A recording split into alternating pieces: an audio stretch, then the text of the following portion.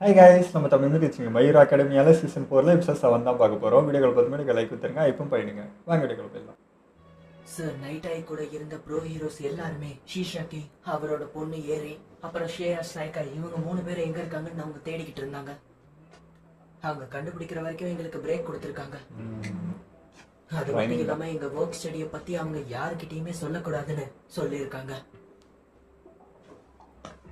அப்போதான் நோடி நோடி கேட்பாங்க. ஒர்க் ஸ்டடிக்கு போயிட்டு வந்தவங்க எல்லாருமே கொஞ்சம் வித்தியாசமா தான் இருக்காங்க. அவங்க எதையோ வித்தியாசமா கத்துக்கிட்டாங்கன்னு எனக்கு தோணுது. சொல்லுங்கடா. சொல்ல முடியாது. கிரிஷிமா எல்லாரும் மூஞ்சி வச்சுன்னு தான் டவுட் தான் வரும். ஆசுகி, அந்த கான்ஃபரன்ஸ்ல இருந்த எல்லாருமே எரிய காப்பாத்த ரொம்ப முக்கியமா இருந்தாங்க.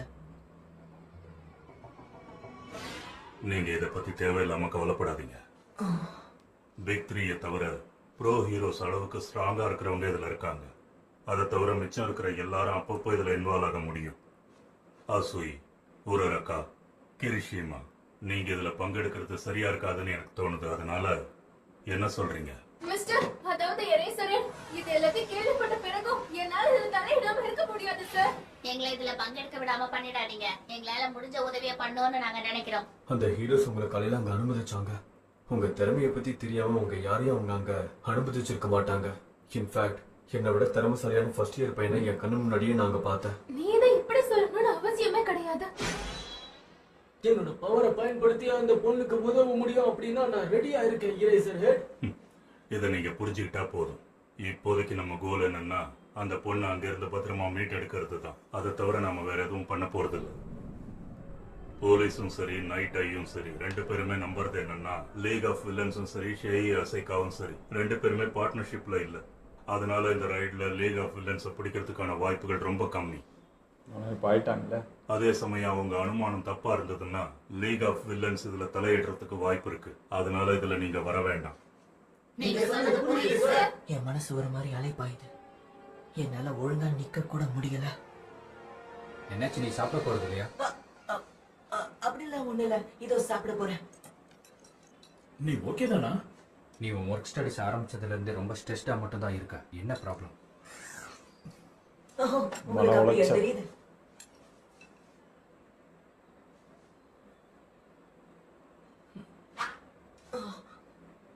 உன் மனசுல ஏதாவது இருந்தா என்கிட்ட வெளிப்படையா சொல்லு. ஏன்னா நம்ம ஃப்ரெண்ட்ஸ். உன் மனசுல ஏதாவது இருந்தா நீ கண்டிப்பா என்கிட்ட அதை சொல்லலாம். ஏன்னா நம்ம ஃப்ரெண்ட்ஸ். நம்ம எல்லாரும் இன்டர்ன்ஷிப்ல இருந்தோம்ல, அப்ப நான் ரொம்ப குழப்பத்துல இருக்கும்போது நீ எதை சொல்லிதான் தைரியம் கொடுத்த. குழந்தை மாதிரி உட்கார்ந்துருக்காங்க. என்னாச்சு மிடோரியா? சாரி, எனக்கு ஒண்ணு இல்ல, கவலைப்படாதீங்க. என்னால உங்ககிட்ட இப்ப எதையுமே சொல்ல முடியாது.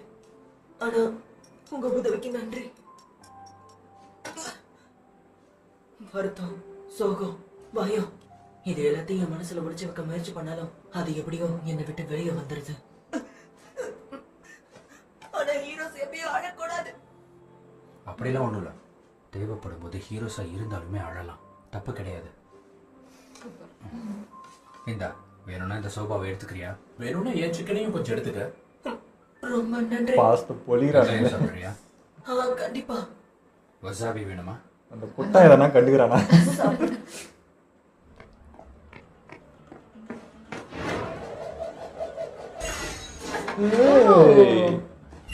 இதான் ஒரு பவரா? ஹசாய்கா கூட தொடர்புல இருக்கிற எல்லா குரூப்பையும் நான் கண்டுபிடிச்சிட்டேன். அதே போல அவங்க சொந்த இடத்தையும் நான் தெரிஞ்சுக்கிட்டேன். இங்க இருந்துதான் நாம ஆரம்பிக்கணும். இந்த மேப்ல இருக்கிற ஒவ்வொரு இடத்தையும் நீங்க விசாரிக்க ஆரம்பிங்க. அப்பதான் நம்ம டார்கெட்ஸ் எங்க இருக்காங்கிறது நமக்கு தெரிய வரும். ஓகே, இதுதான் அந்த இடமா? கண்டிப்பா அங்க இருக்கப்பா. நீங்க ஒவ்வொரு இடத்துக்கு விசாரிக்க போகும்போதும் மறக்காம இதை மனசுல வச்சுக்கோங்க. 1, கொர்க்க அழிக்கிற புல்லட் இங்கதான் தயாரிக்கப்படுதான்னு செக் பண்ணுங்க. 2, மக்களும் பொருட்களும் அடிக்கடி உள்ள போயிட்டு வராங்களான்னு பாருங்க. 3, தடை செய்யப்பட்ட போதைப் பொருட்களோட நடமாட்டம் இருக்காங்கிறத செக் பண்ணுங்க. இப்படியா? ஹசாய் காய் கிட்ட ஒரு திட்டம் இருக்கு.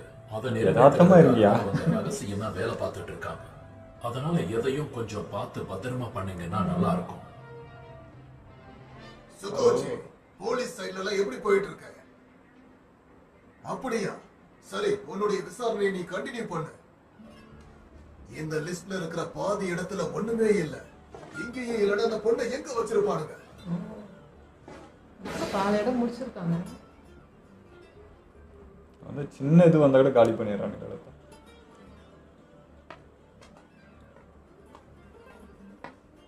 சரி, அவன் இவனும் ஒரே மாதிரி தான் பண்றானுங்க எல்லாம். சீக்கிரமா எப்படியாவது அவளை கண்டுபிடிங்க.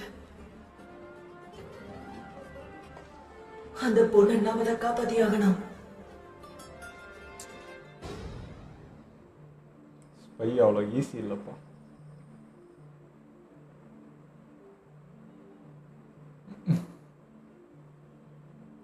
இது தூங்காதே.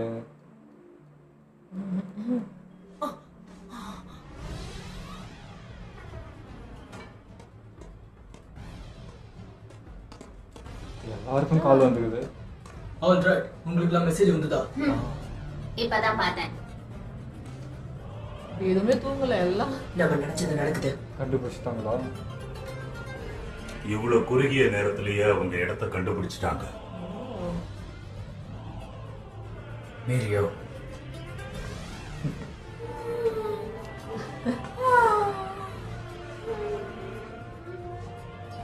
நம்மளோட பெஸ்ட் கொடுப்போம். மேரி, நான் உன்னை கண்டிப்பா காப்பாத்தியே தீருவேன். டொக்கோயாமி இன்னும் கியூஷோல தான் இருக்கான் போல இருக்கு. ஆனா மத்தவங்க எங்க போனாங்கிறது தான் எனக்கு தெரியல. நேத்துல இருந்து மிடோரியாவும் ஒரு மாதிரி விசித்திரமா தான் நடந்துக்கிறான். இன்னைக்கு காலையில கூட அப்படிதான் இருந்துச்சு. ஆஹா, அந்த வருத்த மீன் அவன் ஏன் அவ்வளவு சீரியஸா பார்த்துட்டு இருந்தான்னு எனக்கு சுத்தமா புரியவே இல்லை. நீங்க நினைக்கிற மாதிரி மிடோரியா மட்டும் இல்ல, கிரிஷிமா, உராரக்கா, அப்புறம் ஷூ, அவங்களும் எதையோ பத்தி யோசிச்சுட்டே இருக்காங்க. ஒருவேளை ஏதாவது ஆபத்துல அவங்க மாட்டிக்கிட்டாங்களோ? அப்படியே இருந்தாலும் அவங்க கூட தான் ப்ரோ ஹீரோஸ் இருக்காங்களே. அதுவும் கரெக்ட் தான். கேவல வருதுன்னா இன்னும் சும்மா வைப்பான். அந்த பொண்ணை பலத்த பாதுகாப்புல வச்சிருக்காங்களா? பலத்த பாதுகாப்புன்னு நீங்க எதை சொல்றீங்க? ஹசாய்காவுடைய தலைவனோட வீடு தான் அவங்களுடைய ஹெட் குவார்டர்ஸ். அப்போ இவ்வளவு நேரம் நம்ம பண்ண விசாரணை வேஸ்ட்னு சொல்ல வரீங்களா? நமக்கு கிடைச்ச தகவல்கள் என்னைக்குமே வீணா போக வாய்ப்பில்லை. அவ அங்க இருக்கான்னு எப்படி சொல்ற? ஹசாய்காயுடைய மெம்பர் ஒருத்தன் பக்கத்துல இருக்கிற டிபார்ட்மெண்டல் ஸ்டோருக்கு போயிருக்கான். போனவன் இந்த சின்ன குழந்தைங்க பொம்மையை வாங்கியிருக்கான். என்னது? இத வச்சு சொல்றீங்க? அவன் அந்த பொண்ணுக்கு தான் வாங்கினான்னு இல்ல, சில சமயம் அவனுக்கே வாங்கிருக்க கூட வாய்ப்பு இருக்குல்ல. அதையும் தாண்டி முதல்ல எதுக்காக நீங்க இதை வாங்குனீங்க? நான் வாங்கல. அவன் அந்த பொம்மையை வாங்கும் போது நான் அங்கதான் இருந்தேன். அவன் பேசுற விஷயங்களையும் என் காதால கேட்டேன். வாங்குற மாதிரி நடிச்சிருக்காரு. இந்த சின்ன குழந்தைங்க இப்ப ஏதோ ஒரு ஷோவை பாக்குறாங்கல்ல, அது என்னது உங்களுக்கு தெரியுமா? அட, நீங்க அந்த கிளிட்டர் ஸ்குவாட் ஷோவை பத்தி கேட்டுட்டு இருக்கீங்களா? ஞாபகம் வந்துருச்சு. அந்த ஷோவோட பேரு ஸ்குவாட் ஆக்ஷன் கிளிட்டர் ஸ்குவாட். சரி, அது சம்பந்தமான பொம்மைகள் எதுவும் இருக்கா? என்ன மன்னிச்சிருங்க சார், நீங்க சொல்ற அந்த ஷோ பல வருஷங்களுக்கு முன்னாடி டெலிகாஸ்ட் ஆனது. இப்போ அதோட புது சீரியஸான கிளிட்டர் ஸ்குவாட் 10 இருக்கு. ஓ அப்படியா? சரி, அப்படின்னா அதை எங்க வச்சிருக்கீங்க? அது இங்கதான் இருக்கு. ஆமா, நீங்க எப்படி இங்க வந்தீங்க? உன்ன மாதிரியே நானும் இந்த பொம்மைகளுடைய பெரிய ஃபேன். ரீட் பண்ணிட்டாரு.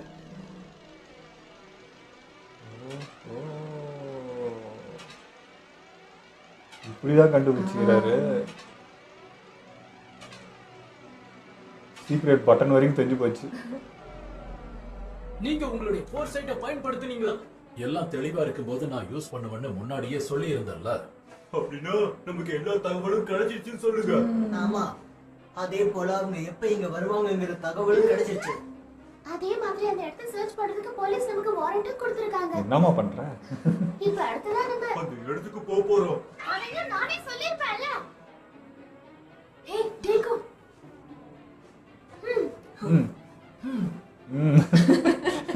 Come on Midoriya. சரிடா. நம்ம அந்த பொண்ணை கண்டிப்பா ஐயோ, எல்லாமே பைத்தியம் ஆயிட்டு இருக்குங்க. நல்ல வேலை, இவன் பழைய நிலைமைக்கு வந்துட்டான். பழைய நிலைமைக்கு வந்துட்டான். இதுக்கு இருக்கலாம். மேரியோ, இது ஃபர்ஸ்டே இருந்திருக்கணும். எல்லாத்துக்கும் டவுட் வர மாதிரி நீ இருக்கு. வருந்தாத நேரமே கிடையாதுன்னு எனக்கு புரியுது. ஆனா உன்னை நீ இதுல முழுசா ஈடுபடுத்திக்க தயார்படுத்திப்பேங்கிறதுக்காக தான் இவ்வளவு கேப் விட்டோங்கிறத நீ புரிஞ்சுக்க வேணும்னு நினைக்கிறேன். தோல்வி வருத்தங்கிறதெல்லாம் நம்ம வாழ்க்கையில புறக்கணிக்க முடியாத ஒண்ணு. அதுக்கு அடுத்து நீ என்ன பண்ண போற? அதுதான் இங்க ரொம்பவே முக்கியமானது.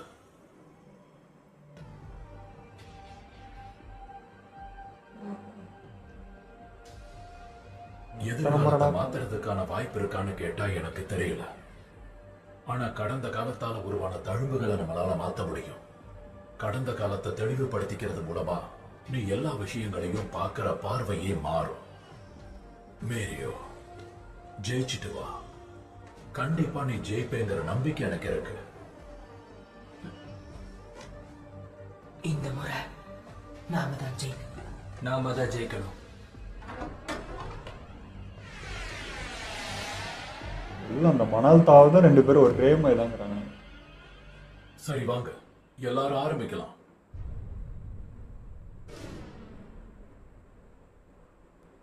ஜாக்கிரதையா காலையில கொத்தா ஹீரோஸ் வரத நான் பார்த்தேன். போலீஸும் ரவுண்ட்ஸ்ல தான் இருக்காங்க. பாஸ், நம்ம எங்க இருக்கோம்னு அவங்க கண்டுபிடிச்சிட்டாங்க போல. அவங்க இங்கதான் வராங்களா? அப்புறம் பிளான எக்ஸிக்யூட் பண்ணிடுங்க. அடங்க, தயாரா இருங்க. சரியா? இவ்வளோ சீக்கிரட்டா பண்ணாலும் கண்டுபிடிச்சாராங்க. நீங்க எங்க போறீங்க பாஸ்? ஒரு சின்ன வேலை பாக்கி இருக்கு. நைட்டை தன்னோட பவர் அந்த ஹசாய்காய் மெம்பர் மேல பயன்படுத்தியிருக்காரு. அது மூலமா அண்டர் கிரவுண்ட் ஃபெசிலிட்டியை பார்த்திருக்காரு. இதுவே அந்த ஹசாய்காயோட இடமா இருக்கிறதுக்கு வாய்ப்பு இருக்கு. அதே மாதிரி அங்க இருக்கிற ஏதோ ஒரு ரூம்ல தான் நாம இப்ப காப்பாத்தணும்னு ட்ரை பண்ணிட்டு இருக்கிற அந்த பொண்ணு அடைக்கப்பட்டிருக்கா. என்னதான் அந்த அண்டர் கிரவுண்டோட ப்ளூ பிரிண்ட் நம்ம கிட்ட இல்லைனாலும் கூட ஒரு சின்ன பாதை வழியா நடந்துதான் அந்த கூட்டாளி அந்த ரூம்குள்ள போயிருக்கான்னு நினைக்கிறேன். இதை தவிர நம்ம கிட்ட இப்போதைக்கு வேற எந்த ஒரு தகவலும். இதை வச்சுதான் நாம அந்த பொண்ணை கண்டுபிடிக்கணும். ஜாக்கிரதையா இருக்க, இவனுக்கு ஆபத்தானவங்க. அவனுங்களோட குவர்க்ஸை நமக்கு எதிராக பயன்படுத்துறதுக்கு வாய்ப்பு இருக்கு. இப்ப நான் உங்களுக்கு கொடுக்கிற லிஸ்ட்ல யார் யாருக்கு என்ன குவர்க்ஸ் வச்சிருக்காங்கன்னு நான் ரொம்ப தெளிவா மென்ஷன் பண்ணிருக்கேன். இதை படிச்சு தெரிஞ்சுக்கங்க. அவனை வச்சு செய்யறதுக்கு நமக்கு இந்த இன்ஃபர்மேஷன் மட்டுமே போதும். அவங்க ஒளியை நாம நேரம் கொடுக்க கூடாது.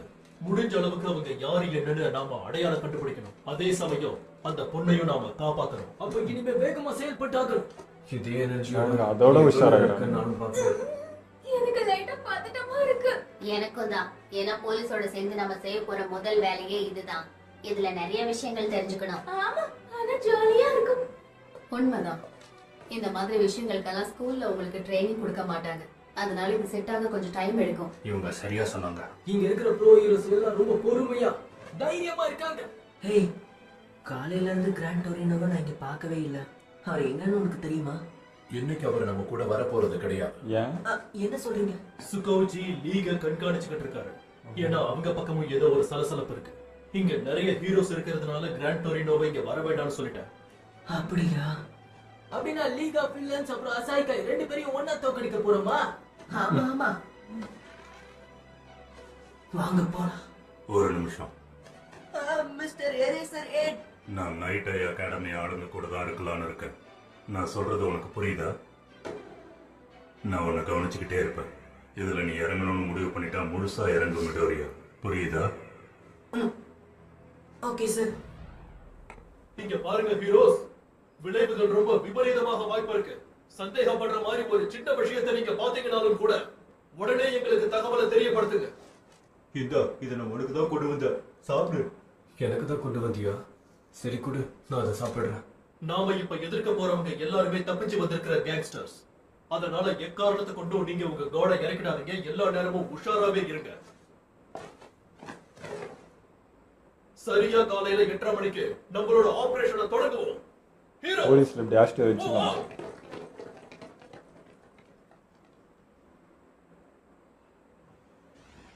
நீங்க இவ்வளோ பண்றதுக்குள்ள அவனுக்கு எங்கேயோ போயிட்டு இருப்பாங்க போல.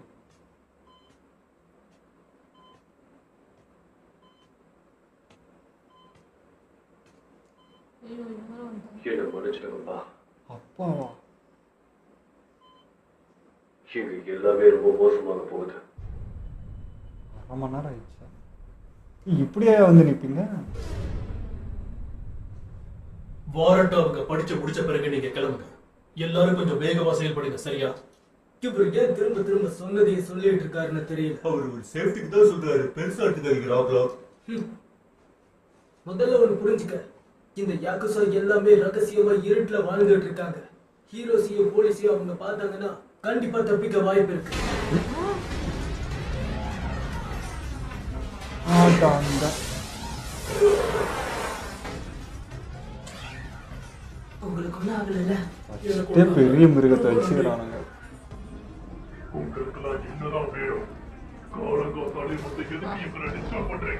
இவன் பேசுறதெல்லாம் வச்சு பார்க்கும்பொழுது ஏற்கனவே நம்ம வருது அவனுக்கு தெரியும் போலே. அதை யோசிக்கலாம், இப்ப நேரம் இல்ல. வாங்க ஆரம்பிப்போம். முடியா இதுமா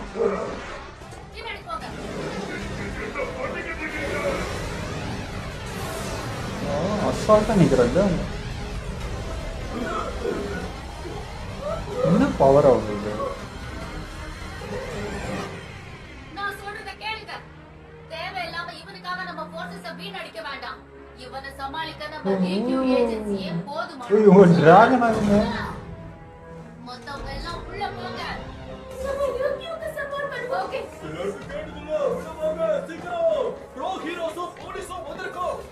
யோ யாரையா நீங்க?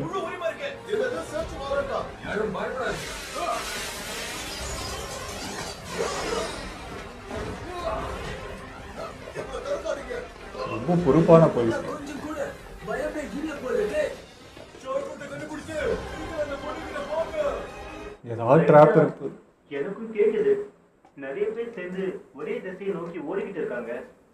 எனக்கு தெரிஞ்சு அவங்க நம்ம இடத்த கண்டுபிடிச்சிட்டாங்கன்னு நினைக்கிறேன். அதான் ரொம்ப தெளிவா செயல்படுறாங்க. இந்த மாதிரி ஆகுங்கிறது நான் எதிர்பார்த்ததுதான். ஆனா இப்போதைக்கு அவங்களால நம்ம கண்டுபிடிக்க முடியாது. அவங்களாதான் நம்மளை வந்து தாக்குனாங்க. இப்படிதான் நியூஸ் வெளியே பரவணும். இப்படி ஒரு சிச்சுவேஷனுக்காக தான் நானும் காத்துட்டு இருக்கேன். ஹசாய் குரூப்போட புல்லட் தயாரா இருக்கு. அதான் அந்த போலீஸ் அவ்வளவு உஷாரா இருக்காங்க. என்ன பவர் இது?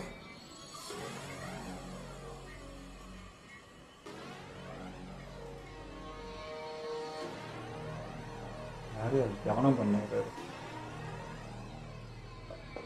நமக்கு கிடைக்கிற இந்த நேரத்துக்குள்ள கேலியோட சேர்த்து நம்ம பிளான் வரைக்கும் எல்லா எவிடன்ஸையும் எடுத்துக்கிட்டு அப்படியே காணாம போயிடுவோம். சில மாதிரி உட்காந்துருக்கோம்.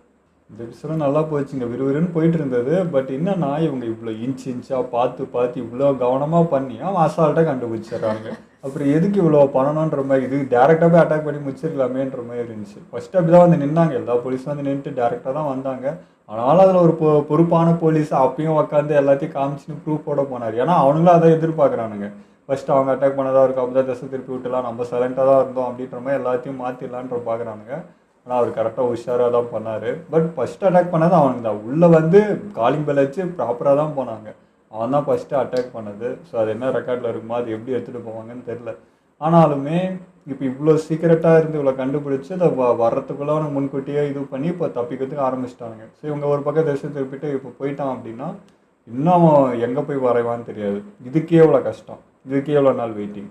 இன்னும் போச்சுன்னா அந்த பொண்ணுக்கு என்ன ஆபத்துன்னு தெரில. அது வேறு பயந்து கிடக்குது, பாவமாகுது. அது வேறு ஒரு அப்பமாயே நான் வந்துக்க மாட்டேறேன். இவனுக்கு ஒரு அப்பம் வேற இருக்கிறாங்க, அவன் வேறு உடம்பு சரியில்லாம பார்த்துன்னு இருந்தார். அது என்ன கதைன்னு தெரியல. இப்படி நிறைய இருக்குது. இதெல்லாம் எப்படா வரும் அப்படின்ற மாதிரி இருந்துச்சு.